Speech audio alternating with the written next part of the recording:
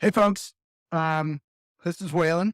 Today we're going to talk about disordered eating, about diet, culture, unhealthy, healthy eating habits.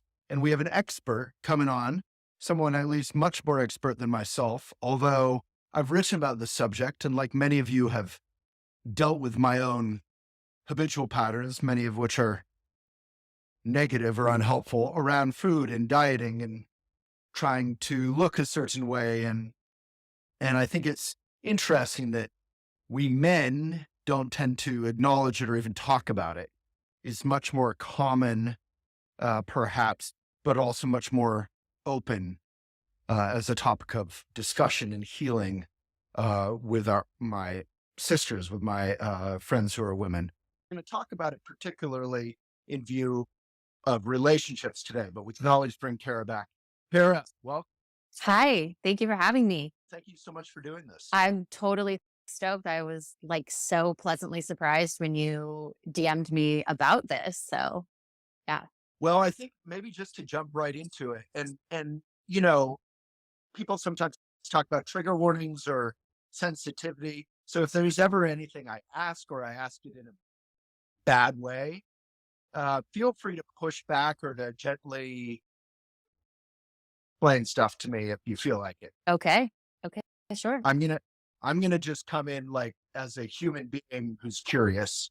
And so about 10 years ago, I wrote and I did a video as well. And the video is very, very popular um, about being a man who my whole life I've struggled with my weight and with my diet.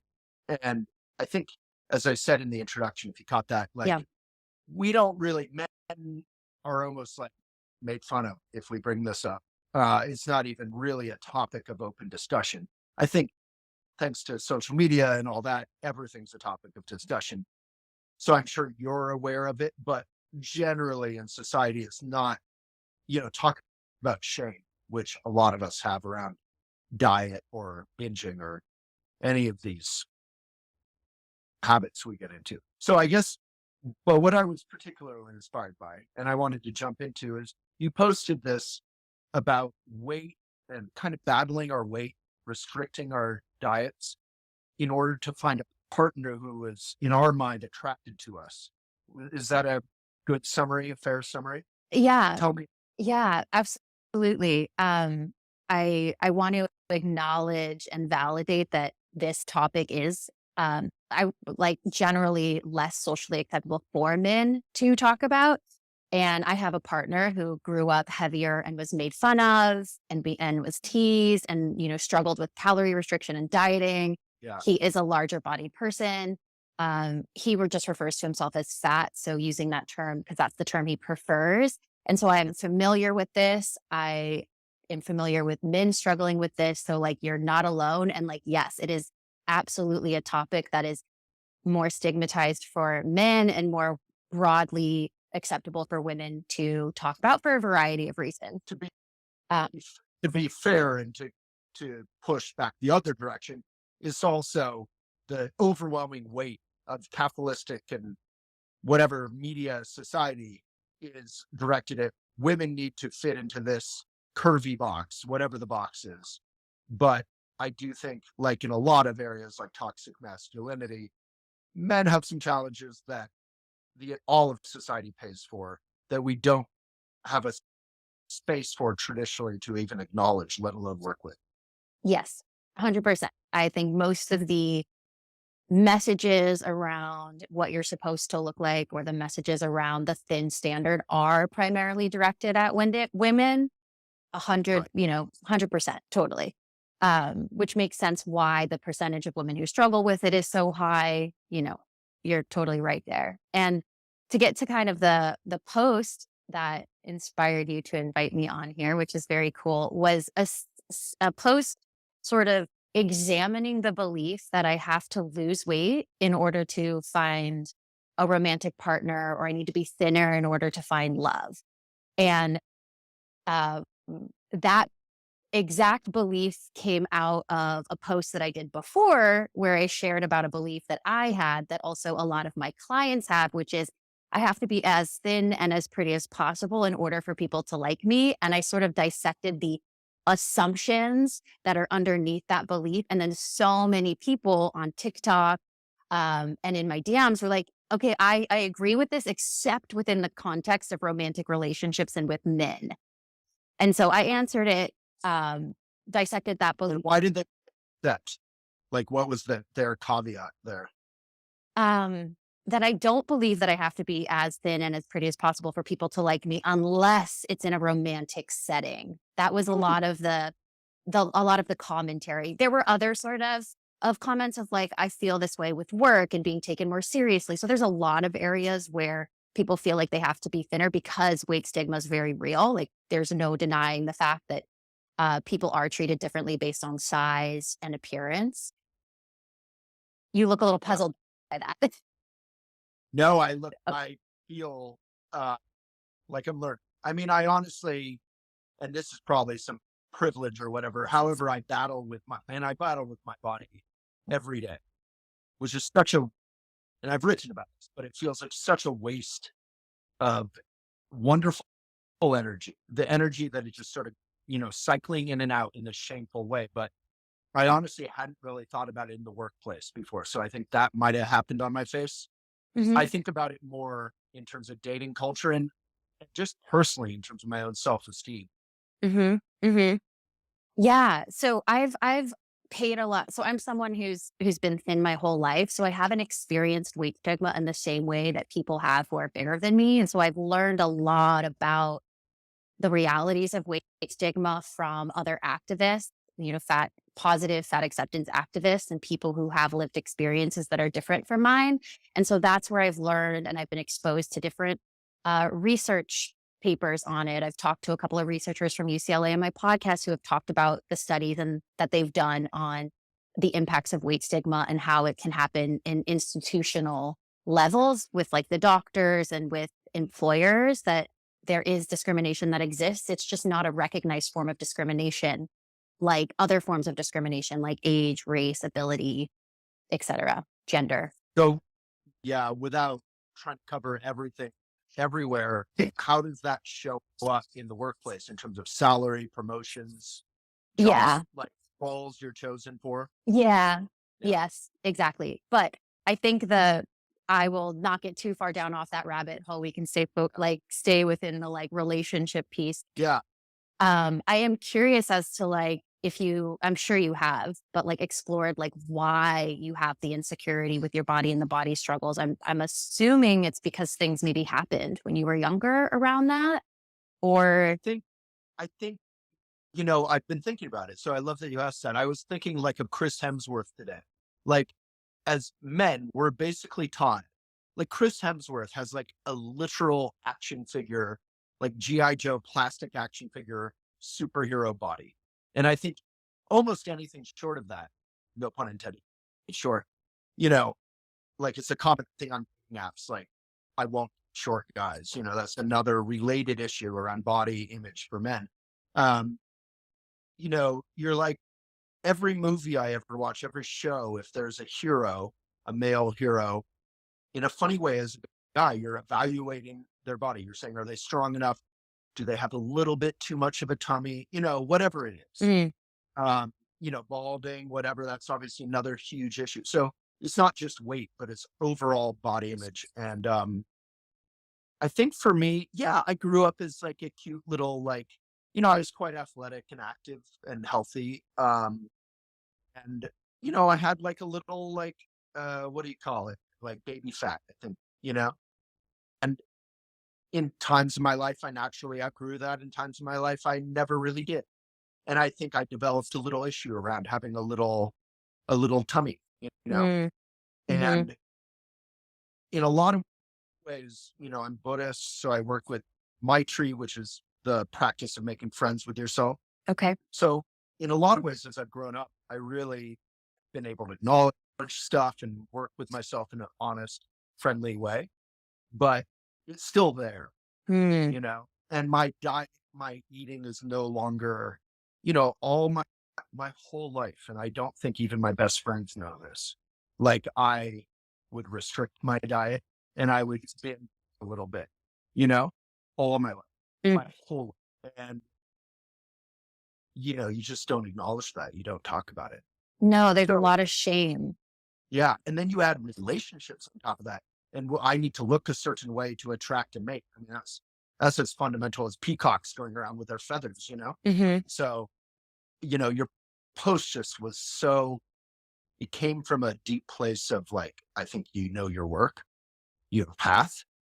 And it also is just really precise about this issue that I hadn't really ever thought about. And I don't know if you know Elephant very well, but we have almost 100,000 articles on our site. Like we've touched on almost every issue. I have a There, couple published on there. that's so great. It's so funny. I just interviewed someone else. Oh no, it's someone I'm interviewing, I think like next week. And I don't know her at all. She's like in England or something. Again, like you, it was some post. And I was like, wow. I reached out to her and then I would just like looked her up. And it's all these elephant articles. I had no idea. So small world. Anyway, I'd never really thought about how you put that. I have your post up here. And you Yeah. just, Why do you want to read it just for context for yeah, people watching? Do you want to read so darn this? good. Probably backward for people here. Is it backward? Yeah. Yes. Yeah. So if you believe, you said, do you want to read it? You should read it. Do you have it up? Yeah, I have it up. Yeah. Okay, Yeah. I'll read it. Okay. Yeah. So if you believe you have to lose weight or be thinner in order to find a romantic partner, this is for you. I want to preface this by saying that weight stigma is real and fat phobia exists in the world of dating, but that is not the same thing as no one will want to date you or never being able to find a partner at your size. I love It all. you like acknowledge that, first of all, just to pause there, Mhm. because it is real, but also our relationship to perpetuating that is something we can work.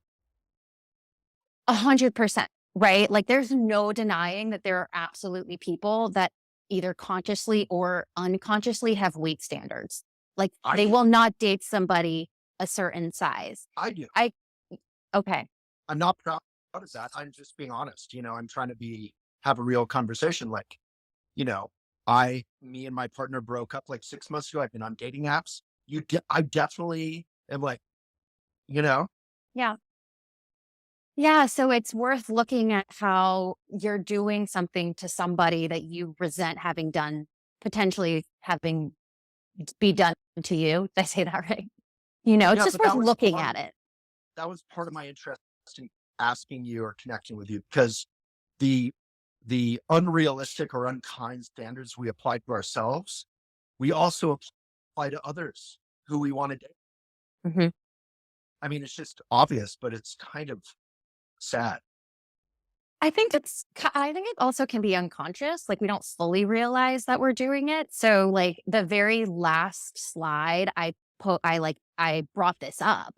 I Well, said please like, continue. I didn't mean to oh no, not at just, all. that was such a good, I love how you acknowledge that. So please Yeah. continue with your slides if Okay. you'd like. Yeah, sure. Okay. Yeah. And we'll get to the last slide when we get to it then. Okay. But it relates to Okay. what you just said.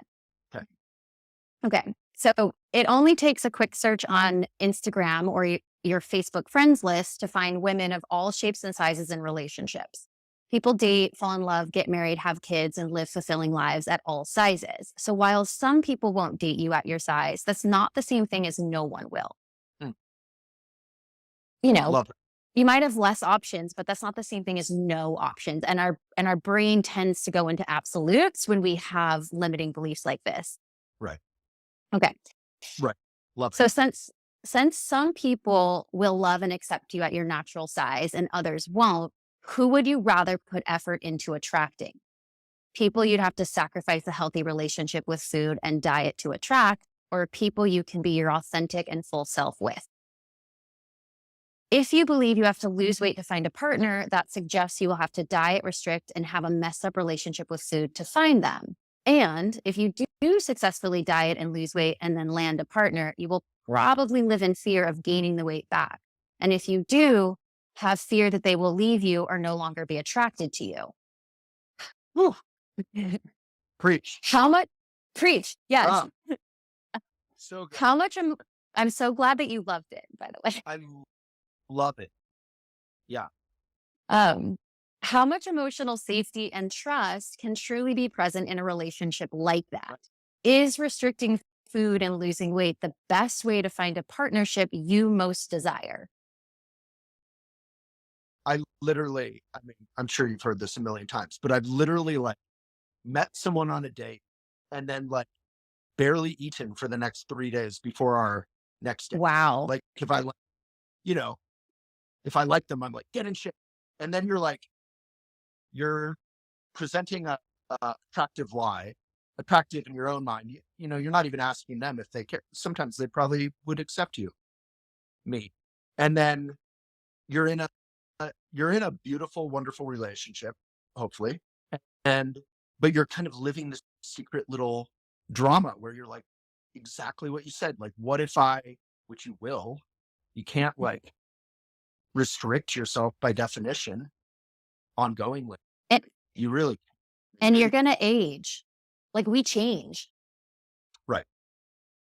so it's like, I'm fine. y- I'm aging weirdly. I think it's really about, yeah, I mean, I can say I'm fine with aging. Everyone has their things around aging, but the diet, our relationship to how we look, we all want to look like Barbie or Ken on some level.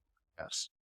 yes. And I strongly believe that a large reason of why is because we do live in a society where thin privilege and pretty privilege and beauty privilege does exist. So like, for example, if you watch like any of the reality TV dating shows, or you Yeah. look at A-list actors, and we look at research, and I believe there was a paper that came out of Harvard where we tend to think people are more trustworthy and more intelligent when they fit what our culture defines as being attractive. That, that's weird. I've never found, at least consciously, I find people super trustworthy who are not fitting in that box. For me, it's more about attraction or self-esteem. Absolutely. Yeah. But I think the part of the reason why we want to fit the standard is because I think to some degree there are rewards and punishments granted to people based on how closely they adhere to it. So like, for example, and this is a silly one, but a real one, like if you fit the beauty standard, you might get to cut the front of the line and get let into the club, for example. Well, beauty, I get that. There's definitely the beauty privilege thing. Is thin privilege a thing? I don't mean to be naive, but I know like on Elephant, you've probably read, it sounds like if you know Elephant, there's been articles sort of like defending, like, do you remember Yana Robinson? She wrote an article like, God, what was the title? It went very viral. It's like, oh, this is for my thin sisters. That was the title. And she's naturally thin. Nothing's wrong with that. She's fit. I assume she's healthy and Mhm. that's a key question, but I think she's at peace with her body. And I guess she felt like she got judged Mhm. ahead of time by people Mhm. as, you know, having that privilege or I don't know what it is. Mm. You Yeah. So I think having being what I see as having thin privilege, I'll kind of define it. It doesn't mean that you are immune to heartache or difficult life experiences, or that you can't struggle with food or your body image or how you feel about yourself. The way that I think of thin privilege is like I can shop at literally any single clothing store and they're going to have my size. I think of thin privilege as being able to go to the doctor if I have any type of issue and then not be like, you probably need to lose weight, but rather they'll listen to my right, symptoms. right. There's no like, well, obviously you need to deal with, Right. but I mean, yeah, and maybe I'm getting off track again, but obesity can be a health issue, right? I feel like that is a huge can of worms to get into. Right. If we wanted to just, Discern like whether, making friends, like as your husband says, I'm fat and you're friends with that. That's what's important. But there can be health concerns about being too thin or too, you can be unhealthy across the size spectrum, you okay. know? Well, that's an important point. Yeah. I like Like the the health issues that are correlated with people who are you are getting off track. I believe thin privilege is an issue. Do you want to expand on why you think it's an issue? And we'll go into it. Um, you can struggle with any type of health issue at any size, right? So I understand there's correlation with higher weights and adverse health outcomes, but correlation is not the same thing as causation. And it's worth asking, why do we see that correlation? And is it truly fat cells on the body, or are there other causal factors at play? I think that's the You big mean question. like if you're an active, like obviously exercise is super important to health. So if you're active and you're larger, then that could be great. That's Correct. kind of what you're. Yeah. Yeah. And it's not completely black and white as how we think, how it often is portrayed to us within our culture. Mhm. Um, and I, That's helpful. yeah, and then going back to the conversation around thin privilege, it's more of just like there are things that are easier when you're in a smaller body. So like sitting on an airplane seat, not having to pay for multiple seats, not having people make the assumption that I'm unhealthy or that I'm lazy or that I don't care about myself because I'm in a bigger body. Like these are some of the assumptions that are made about people that aren't made about me, right? Or struggles because I'm smaller. So that's the nature of that Yeah. conversation. It doesn't mean we don't experience hardship or have eating disorders or hate our body or experience rejection and heartbreak. It just means some things are a little easier, you know? Yeah. I get that. Yeah. I mean, society, is sort of set up for the mean, the median, the average. And, if you're super small, super short, super tall, super, large, yes, society won't. Are you reading a comment here? Yeah, I'm listening to you too. Yeah. Yeah. Yeah. So, saying that her daughter is, naturally beautiful and thin and people won't talk to her about her emotional and psychological issues, my suggestion would be to keep looking because thinness doesn't escape internal emotional wounds and pain. I had an eating disorder for 10 years and was always thin. So, Right. it doesn't save you from having emotional pain. You have to Yeah. voice it and ask for That help. was sort of, I think that was sort of Yada's thrust of her article was, people think I'm good and don't care about me, don't really, they don't, they're not Hmm. curious. They're not empathetic. Um, so in terms of relationship, coming back to your post, Thanks. um, and, I definitely encourage comments. The hearts are super sweet. Um, as much as we can keep on track and include the comments is fantastic. There's been a ton of like appreciative comments of your conversation. So, um, it seems two-sided. Like there's you're not friends with your own self. You're not friends with the body that you're in. You're battling constantly. And that's one conversation. But then as I acknowledged, a lot of us then project our messed up societal expectations on our own bodies onto others as well. So we're kind of holding out for someone how we think they should look. Yeah. That Yeah. side is obviously less sympathetic because we're doing to others what we're doing to ourselves, which can be a bit cruel in both directions. So how do you unwind that a little, unpack that? Yeah. Well, acknowledging it's step one. So the fact that you noticed it, right? So you've noticed that you're doing the thing that you also are afraid people are going to do to you. So you're afraid that people won't love you or want to date you. I'm assuming that that's part of why the post resonated with you is because you have that belief a little bit. Totally. I mean, I've Okay. people of various sizes, but and some of them have been very upfront with me. Like this is like one girlfriend I'm thinking of in particular, is larger, and she was like, "This is how I am. I'm never gonna have the body I had when I was 18. I'm okay with that. This is," and it was actually like pretty attractive how upfront she was, Hmm. and she was very at home in her body, Mm. and that was a real lesson to me. Like, wow, you don't really have to fit in the square, that whole thing. Hmm. Hmm. good for her. She sounds Yeah. like a badass. We like her. She is a badass. Yeah. Yeah. So to unpack it, I think the fact that you've acknowledged it and seen it is absolutely step one. And I think so often what we project onto others is a reflection of our own internal world. So then the Exactly. next step really is just working on it within yourself.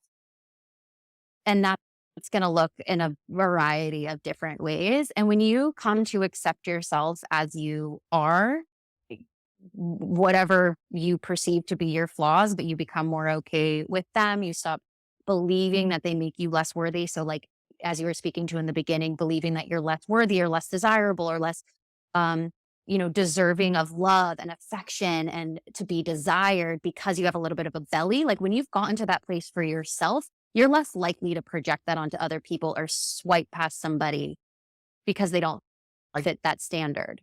I guess there's one more Okay. layer, and then to sort of re-ask the exact same question, Okay.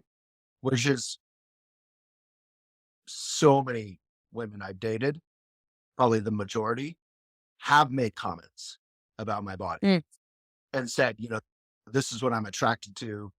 You're not in the shape you were, that can, mm, like almost every woman I've ever dated. mm. So what I'm doing unto them, they are doing, so we're all doing it to each other if we have that, as you so eloquently put it, and I can't even repeat it because you're so good at what you do.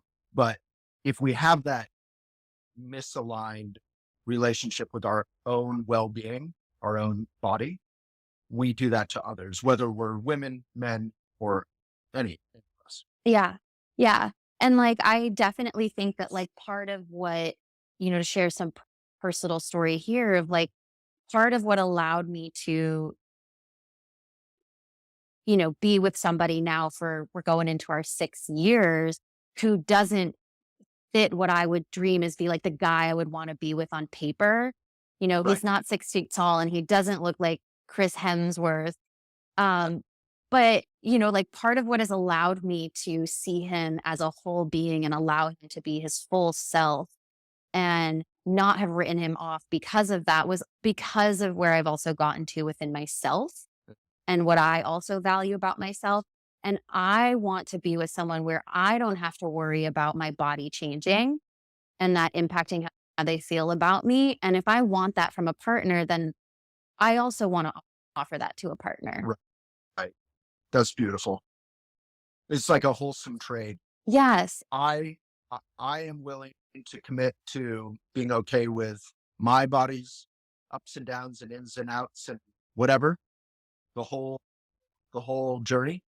And I'm okay with you doing that. And that speaks to the part where I talked about emotional safety and trust, is there's just a lot of emotional safety and trust, especially the fact that like myself and my partner have both had body image issues throughout the course of our lives. There's a lot of emotional and safety and trust because we know that like that one, that's not why we're with each other.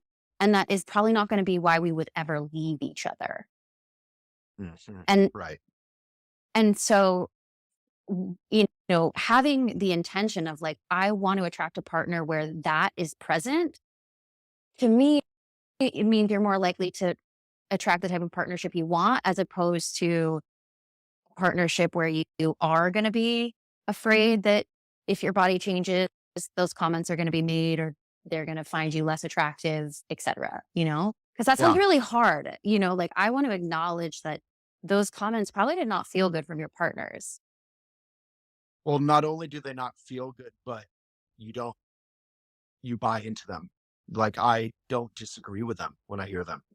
So I join them in criticizing myself and others do unto themselves. Mm-hmm. So it's just this cycle where we're all kind of hurting each other because we want to fit into whatever we bought into. And you see that, like, I've never been on really dating apps as much as I have been in the last like 6 months or whatever. You see, like, probably, 50% of all the photos on dating apps are taken from this angle because that's what people are taught to do Mm-hmm. so that they look svelte or Mm-hmm. whatever. Mm-hmm. You know, Mm-hmm. people are doing, Yeah. you know, let alone all the, the filters and the Photoshop and people are really working overtime, heavy makeup or plastic surgery. not trying to shame anyone about any of this stuff, but like people are really working hard to fit into whatever they think they want to look like. Yeah. Yeah, and again, there's no judgment on it. I can only imagine how challenging it is to be on dating apps and Right. to be judged so quickly by your Totally. external appearance and like me, a little over 140 characters. I don't know what they give you on dating apps, but like not No, it's much. just all photo. It's just so, it makes Instagram look like a mindful app. Wow. Like, Instagram, like the feed, people are doing these reels that are so interesting. Like I just saw one of like Italy, and it was like highlights of Florence, Florence, Italy. Have Hmm. you been there? Not yet. Oh my God, it's so beautiful and wonderful. And this damn reel literally had like 3 images per second. And I'm like, I love Florence. I've been there. And this reel gave me like an aneurysm. Like we are so speedy. And then it's even more so in dating apps because people are just judging on appearance. And then if the appearance is vaguely attractive to whatever we think we want, then you might read the whatever. Yeah. Yeah. I know people have found great relationships on dating apps. I know that exists and it Yeah. sounds really hard. I met my partner in person. Right. I have so much empathy for people in the world of online dating because it sounds tough. We got a comment here from Rachel. I try hardest to post natural photos because I'm terrified that if someone actually meets me, I don't want them to be disappointed, but then got to balance that because you still want people to like. I think that's pretty healthy, honestly. Like Hmm. you want to put your best foot forward, but you want your foot to belong to you. So when they meet you, it's your foot that you put forward. Like there's definitely everyone's been on dating apps where they're like, who are, it doesn't match up. I'm having the experience now where I see my friends that I know in person who also have online businesses and they'll Yeah. use lots of filters in their Instagram stories. I'm even jarred by it because I know what they look like in real Yeah. life, you know? And you immediately, and I love that you said no judgment because we're not trying to, you know, further wound the soft, wounded thing. No. But to unpack the wound, you do have to get raw. And, when you see that with your own friends, you're like, there's a little sign there that maybe you're not at home with how you look. There's a level, that's a great analogy. It's just like with, I think, Rachel's comment, when you're putting up your business photo, you want to look good. You want to look like you're the realtor, you're the whatever your job is. Uh, but you also want to look like yourself. Mhm. Mhm. You Yeah. want to be yourself. Mhm. Yeah. Mhm. Um, so I guess the fundamental question, which I've sort of asked and you answered, I'm sure patiently like 5 times, but whether it's someone doing it to me or me doing it to myself or me doing it to someone else or someone else doing it to themselves, it's when you get down to it, it's basically like what we Buddhists call maitri, making friends with ourselves or a lack of friendship, a lack of relationship with ourselves. S Would you agree with that? And if so, how do we kind of progress in a healthier direction instead of continually using all of society's images to further calcify ourselves in this box that isn't us? Mm. Such a big question. Yeah, just a little question. Yeah. Um, oh gosh. I think staying true to your values, I'm trying to distill it down in like a digestible nugget. Or like if you and I were having coffee, like just Waylon, this is what you should maybe look at doing a little more. Mm, mhm.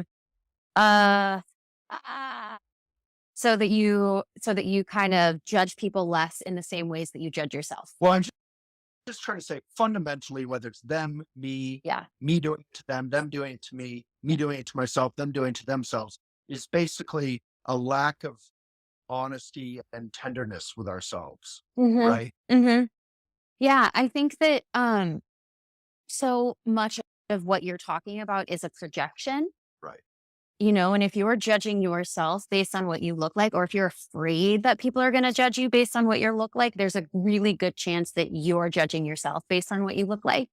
And so Exactly. if you can work on eradicating the parts of you through whatever modality you're drawn to, so that you don't judge yourself so harshly based on what you look like, so that you can Yeah. be more loving and kind and accepting and know your worth and know your enoughness and cultivate that self-esteem separate from your appearance, by default, who you're being is going to change. So you're less likely to do that to other people. And is that what you did for yourself with your battles with yourself?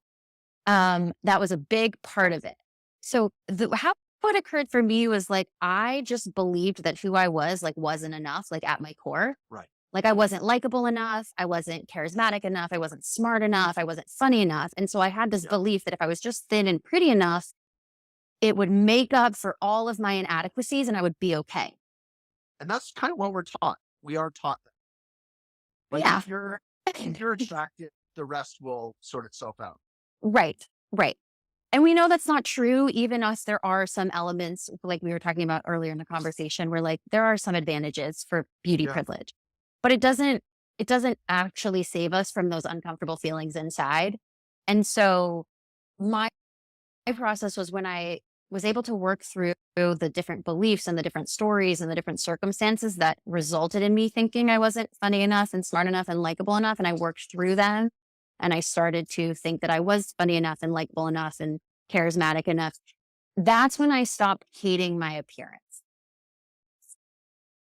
Yeah. And it's not about like affirmations in this sort of hollow way. It's actually having a dialogue with yourself, really getting in there and just really And it was feeling your yeah, and like I mean, I didn't do it alone. I found it through right. personal development work. You know, Brandon Tebow. She was my first ever life coach. She's a dear friend. I So didn't even like know that. yeah, And wow. yeah. And so like I didn't do it alone. I had help to work through all of this. Oh, I Um, love that, Brandy. mhm. So I know you know her. I see cool. y'all like bike riding and To- Instagram stories and shit. Yes. Yeah. Wow. So cool. Yeah. And she's had her own journey. And I think, you know, this is more like the patriarchal, like, gender dynamics conversation, but, you know, about, what do you call it? Pretty privilege or attractive privilege, Yeah, like beauty privilege, pretty beauty privilege. privilege. Yeah. Hon- Honestly, as a guy who's not, hopefully not a jerk, like I was raised by a single mom to be respectful with women. And, I've looked at my friends who are women who have beauty privilege. And all my life, I've been like, wow, the weird projections and the weird attention, the weird, sometimes creepy attention you have to deal with all the time. Mhm. Sure, it shows up in a nice way from the outside looking in, but Mhm. it's kind of scary and toxic sometimes. That's absolutely the other side of the argument that I will often bring that up when I'm working with a client who's really struggling with not, being super thin or maybe not being considered hegemonically attractive or whatever. That's the other side of the argument that I bring up is that when you do inhabit one of those bodies, you are not you are generally more likely to be subjected to exactly what you were just talking Yeah. about. It doesn't eradicate it, right? Like it can absolutely happen to anybody, no matter Yeah. their right? Like it can happen to anybody, but there is an argument to be made that you are more likely to experience that unpleasant behavior because And I've seen it so many times. yeah. So, and obviously you can defend you can kind of learn to put up boundaries and like, that can be worked with. I don't want to say like you're default a victim forever, but you know, whew, it's a lot of energy. Yeah. Well, this is super helpful. I loved your post. I really appreciate your work. I'm sure so many people need it and do. And I think most of us kind of we don't coast through life, but we kind of like we just try to get through the day. And I'm 48 now, and I still have this conversation about how many groceries I want to buy and have in my house because I don't have a good relationship with having food with me. Mm. I'm much, Ugh, much more comfortable going to a restaurant. because it's So portions. yeah, yes. Well, my hope So is that you make peace with food and you can find freedom. I know it's possible. yeah, and that's even hearing that is possible is sort of like after a while you sort of take for granted. Well, this is my battle, and I haven't figured it out, so I'm not going to. Mm. Just being resigned to it. Yeah, kind of. Because, I think I've healed in a lot of ways. So it's not that bad, Yeah. it's definitely not. Like I know many people work with it in much more painful ways. Hmm. Um, but it's not that good either. Mm. It's a lot of Well, energy that you're not using to be a benefit with or be joyful with or, serve the world or be kind to ourselves with. hmm Well, yeah. thank you for your work. Please write on elephant again. I'd love to have you back anytime. Thank you. Yeah, this is super fun. Thank you so much. It was really great. And everybody who chatted in the comments loved that, Get so many appreciated it. comments. Thank you for all the comments. And feel free to DM either of us. Please follow Cara. And I'm sure Cara will reply, and I know I Yes. Thank you so much, Waylon. It was great to chat and connect. will. All right. Bye, everyone. Bye.